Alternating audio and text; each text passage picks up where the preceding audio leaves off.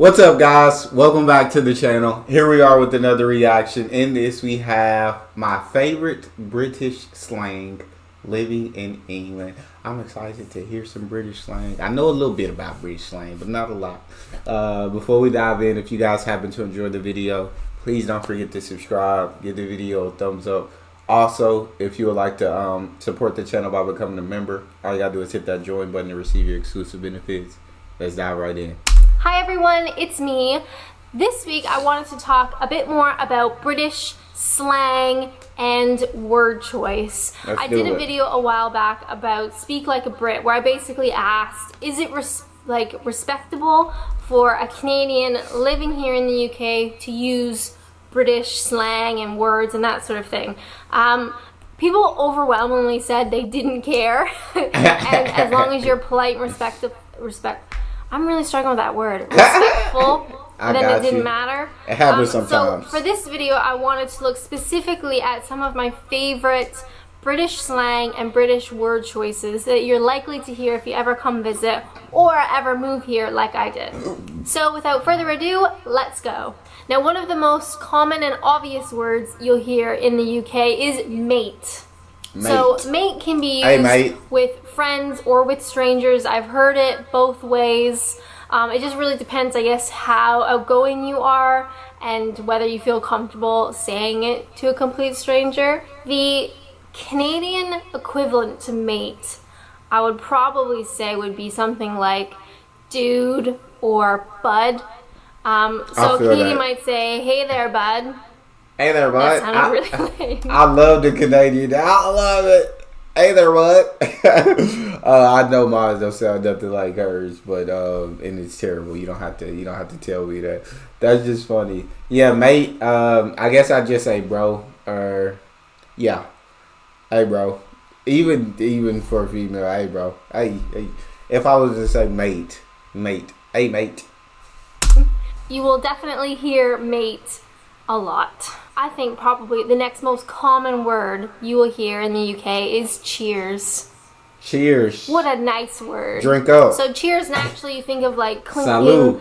Pint glasses, cheers. Yes. A lot of people also say cheers as in thank you. So you're at a bar, you get your pints, you say cheers mate to the bartender, and off you go.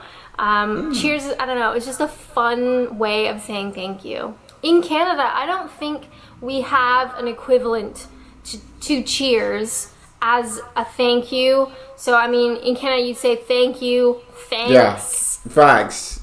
God, that's it, right? Same in the U.S. I guess I'd say thank you, thanks, appreciate it. And those would be my three. I like saying appreciate it, appreciate you. But yeah, we don't have a cheers as in a thank you. I've only known cheers in, like she said, clink your glasses. About to, hey, cheers, bottoms up, let's do this. But cheers is thank you. Yeah, we don't have. I work at a college down in the southeast, and one of the most common things I hear from students is Innit, bruv. Innit, bruv. While it is fun to say, it is so annoying. Innit, bruv. Literally broken down, isn't it, as in isn't it, and then bruv, obviously bro, brother, what have you. Isn't it, bruv? You will hear students saying it all the time. I mean, I've heard adults say it, unfortunately. I don't know if that's something that is said up north. Definitely I hear it down here in the southeast. Isn't it, bruv? I don't really think Canadian... I'm still in that. I want y'all to know that right now. I'm still in. Isn't it, bruv? Isn't it, bruv? I'm still in that. Shout out to the UK. Shout out to my peoples. I'm still in that one. I'm taking an equivalent to isn't it, bruv? And if we do, I'm not hip enough to know it. Oh my god. To the hip, hip hop, enough. Oh hippie, my god. hippie to the hip. Another very common phrase you'll hear in the UK is you alright? Some people will say you alright mate. Some people say you alright. Some people just say alright. I don't say it. I don't say any of the I don't say any of it. Because I think it sounds really dumb when I say it. But it's basically the Canadian equivalent would be you know, how are you? Oh, How are okay. you doing? Everything okay? That sort of thing. It's just sort of a generalized question that you ask somebody. You hear it constantly. Yeah. One of my personal I favorites. guess I would just be like, yeah, you all right? Yeah, I just, hey, hi, how you been? How you doing? How's everything going? What's up? What's going on? That I hear a lot is the term gutted. So gutted is basically like really disappointed. Pointed. So, you know, I was running to my bus stop and I missed my bus. I was so gutted, which happens I like that. more than I'd like to admit. Like tonight, my bus just never showed up. I was very gutted. Another personal favorite that I hear lots is saying bless or oh bless him. For people who've never heard it, it kind of sounds like a religious thing, you know, like oh bless you. But it really isn't. You would say bless or oh bless him in conversation, maybe about somebody did something really embarrassing and you're like oh bless him, or somebody did something really sweet. They brought biscuits into the office. Oh, bless him. There's so many different ways to say it, and I hear it constantly. So there's so many different variant situations. Is that a word? I'm not sure. Yeah, we have blessed. Like, a lot of people do say that word here as well. Like, bless her heart. Bless him. Bless her. But it's more so the first one. Like, somebody did something really embarrassing than the second one. Maybe so-and-so is supposed to come to the party tonight, but he's really ill, and you're like, oh, bless. I think it's cute. I like it.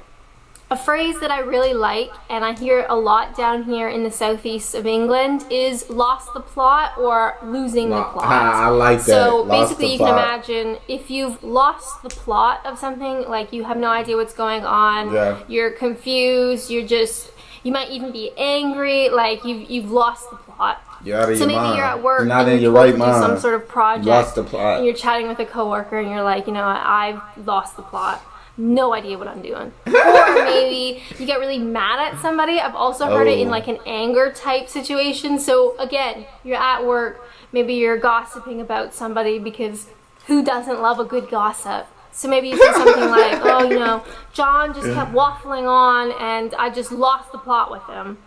Waffling is another good word. When somebody won't shut up, they just keep talking. Kind of like me. See, waffling and lost the... Waffling annoys me. Waffling definitely annoys me because I'm not... Although I do YouTube videos, you might see me and think I'm a social person. I'm not a very social person. And like, I don't like long conversations. Like, I catch up for like 5 to 10 minutes and I'm done. Like, I don't want to talk past that. I don't know. I just don't like waffling too much. The plot are two favorites. Another favorite of mine would have to be does my head in. So again, maybe John's waffling on and you're just like, oh, John does my head in. So somebody or something is really annoying and you're just like, I can't bother. I just cannot be bothered to deal with it.